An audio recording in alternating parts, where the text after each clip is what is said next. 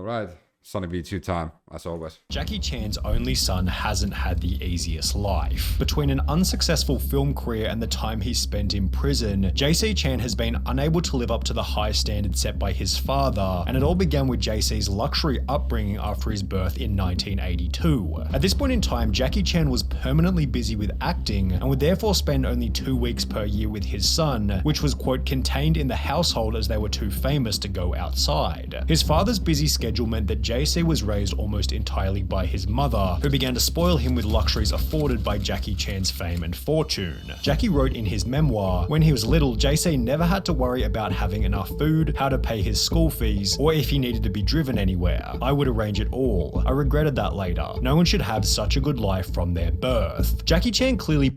I mean, you can give all of those things to your children without them, like, become idiots and spoiled brats. You can give a good life to your kids that they don't need to worry about those things, but you also need to teach them things, and that's where they failed. Like, Jaycee was too busy doing other things, and her mother probably, like his mother probably didn't have the energy or the power.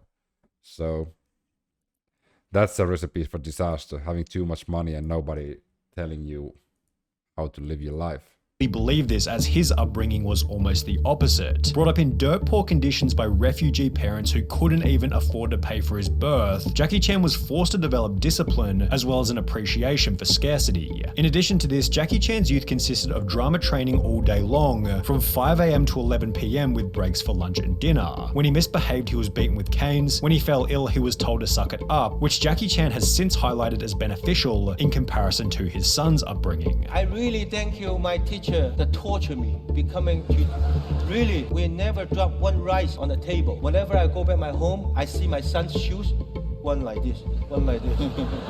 One socks, not the socks.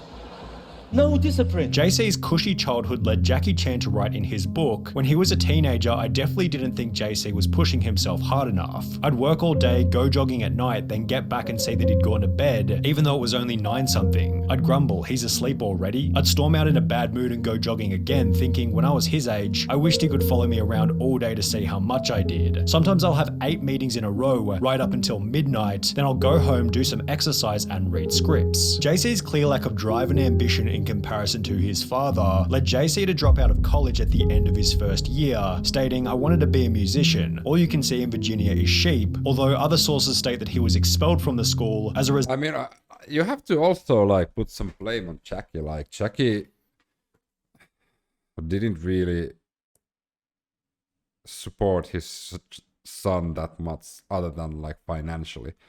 He wanted his son to be the same as he. And he clearly didn't understand that he wasn't. And he still, like, tried to force him to be something. Result of excessive drinking, unclean living conditions, and 2 semesters worth of unwarranted absences. Jaycee's desire to become a musician was against the will of Jaycee, who had not wished to see their son in show business. He wanted Jaycee to be a lawyer, an engineer, or a doctor, as Jaycee's mother had, quote, already lost her husband to this profession. Despite the wishes of his parents, Jaycee moved from Los Angeles to Hong Kong in 2004, where he planned on cultivating his own successful story in music, stating, "It is my hope to become famous based on my own abilities rather than rely on my image." Jaycee was so confident in moving to China that he gave up his American nationality in exchange for Chinese nationality. However, it's possible that this choice came into question after he'd released his first album. Described in reviews as being a horrid absolute waste of money, the album, simply titled Jaycee, was a commercial failure. The reason for this, as described by Jaycee himself, was because Hong Kong is different from other places. You need to do music and movies, leading Jaycee to appear in his first film titled The Twins Effect 2, which received an IMDb rating of less than 5 out of 10 stars. And while it'd be ridiculous to expect an Avengers level performance from Jaycee's first on-screen appearance, the movies which followed weren't that much better. He'd appear alongside his father for Jaycee Chan's 100th movie titled 1911 Revolution, yet the collaboration resulted in Jaycee Chan's least financially successful and least positively received picture to date, Like, I don't, you can't really make the assumption that it's because his son was in the movie. Like, he isn't saying that, but I mean, talking about this while talking about the hardships of the son really makes the implementation that you could say that it's because of him. I don't think so. So his son wanted to be an entertainer. Jackie didn't want to, and his mother didn't want to. When your children are old enough, they can choose for themselves. Like, of course you can try to steer in a way, but I mean, how much of your own will? Like, I don't know. Parents are really fucking narcissistic. They, for some reasons, a lot of parents require like kids to thank them all the time and be like almost like worshipping their parents. I'm not one of them. Like, my kids are individuals. They can do what they want, and they don't need to like try and impress me or make me proud. I'm proud whatever they want to do in their life. So I don't understand this like saying that no, you can't do that. I mean, it's your life. You can do whatever you want to. Like, I'm not gonna force my kids to do one certain thing.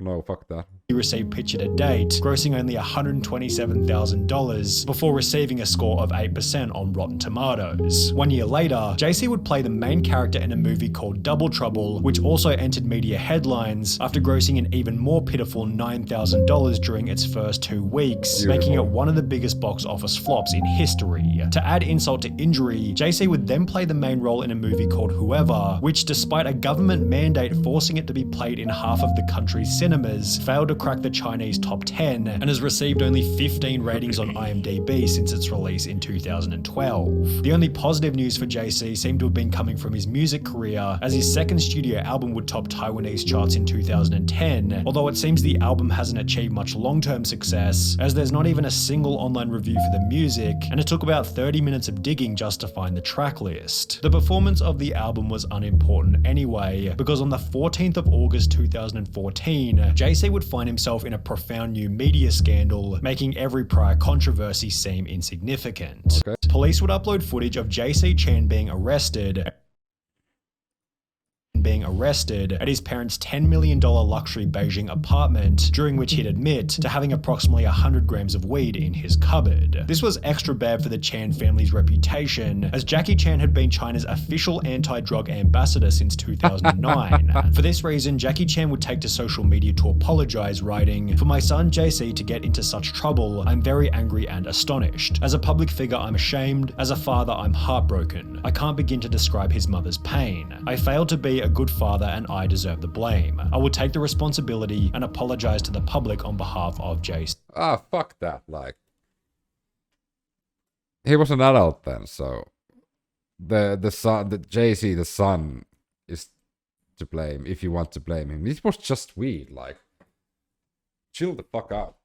Like, it's not like they were snorting cocaine out of butt cheeks. Like, it was just weed. Mother's pain, failed to be a good father, I deserve the pain. No, fuck that. Like, what about the mother's pain? Like, what kids end up to be when they're adults isn't your fault or thanks to you. And that's a really fucking narcissistic thing to say from Jackie Chan, and like probably her mother also think how they feel. It's not about them. In the process, Jackie practically disowned his son, stating that he hadn't and didn't plan on using any of his connections to lessen Jaycee's sentence. "I have not visited him even till now. I did not even use any connections to call anyone. If Jaycee only went in jail for 1 week or 10 days, how would the public look at us? We are public figures and all the more we have to abide by the laws," which was accompanied by Jackie Chan somewhat hilariously telling Jaycee's lawyer to slap him twice for me. While Jackie Chan wanted absolutely nothing to do with Jaycee, the Chinese government took the opposite approach, making a public anti-drug example out of Jaycee by televising the trial, which would happen approximately 4 months after his arrest. Jaycee was sentenced to 6 months in prison and was ordered to pay a $320 fine for possession as well as the crime of sheltering others to take drugs. Jaycee took this sentence humbly, stating, "I have broken the law and should be punished. When I return to society, I will not repeat this because I have let my family and friends down yet again, although this wasn't enough to satisfy his parents, who didn't even attend the trial." Well, they're shit parents then. I like Jackie Chan's movie. I like Jackie Chan as an actor. I like his philosophy, but I have to say, like, the way I now see how he handles like his family matters, I think he's a really shitty person. He's a really shitty person and a really shitty father. That's kind of fucking shock. It was just weird. Whilst in prison, Jaycee would send letters to his mother in which he explained that he experimented with drugs because of the bad crowd he was mixing with, and started relying on drugs to soothe himself whenever he felt upset. Jaycee also wrote about the struggles he faced growing up in a famous family, and revealed that the expectations of fame placed a lot of pressure on him. He then expressed his unhappiness with Jackie for not showing him enough concern. However, his father wasn't rushing to offer any kind of sympathy. Jackie Chan would state in an interview, "I hope to be an anti-drug ambassador for life. I even hope that after Jaycee is out, he can be an anti-drug ambassador too, telling everyone to stay away from drugs," which was followed by Jackie stating publicly that he supports the death penalty for certain serious offenses. Additionally, Jackie Chan would announce that he would donate the entirety of his reported $350 million net worth to charity and not pass it on to his son Jaycee, adding, "If he is capable, he can make his own money. If he is not, then he will just be wasting my money." The problem is Jaycee's earning capacity has been stifled pretty severely as a result of the public sentencing. For example, in the 3 years prior to his arrest, Jaycee acted in 10 different movies. However, since his imprisonment almost 10 years ago, he's appeared in only 3 films, one of which he wasn't even... Well, if you're on the bad side of the Chinese government, you will not get any like film opportunities, you know? Because let's face it, a lot of movies majority of movies and music business in China, Hong Kong and Taiwan are controlled by the Chinese government. So if you get busted by drugs, you necessarily don't appear in movies next fucking week. No. Maybe even never. Credited for as a result of the scandal. Jaycee also lost endorsements from Adidas, Nivea, Yishion, Johnson & Johnson contact lenses, Stride Gum, KFC and Chevrolet, with this rock bottom causing him to return to America even though he was no longer a citizen there. The father and son still share a residence in Hong Kong, though they don't spend much time together. As an actor, a businessman and his city's unofficial goodwill ambassador at large, Jackie Chan has a busy schedule. The two seem to have reconciled since Jaycee moved back to the USA, yet Jaycee continues to differ himself, stating, "I don't want to always follow my dad's footsteps. I want to be different," adding that he's tired of being a person in his father's shadow. Since moving back to the US, Jaycee has made efforts to turn his life around, directing his first film in 2021 titled Goodnight Beijing, and according to IMDb, he has another 2 movies. No. That's the problem, especially if your parents are doing well. They think that they own you. They think that they can dictate what you do and what you don't do. Like, fuck them. They should guide you, not like force you to do anything you're not willing to do. That's the difference between like dictators, narcissists, and actual parents. In my opinion, that's at least how I approach raising children. You may disagree, but I mean, that's also what makes us human.